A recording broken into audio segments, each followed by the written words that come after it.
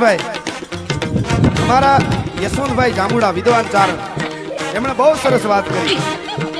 ક્ષત્રિયો ત્યારે યુદ્ધના મેદાનમાં ઉતરે હાથમાં તલવાર લઈને ધર્મને બચાવવા માટે ક્ષત્રિયો અને ચારણો છંદો બોલવા ઉતરે ક્ષત્રિયો ધીંગાણે ઉતરે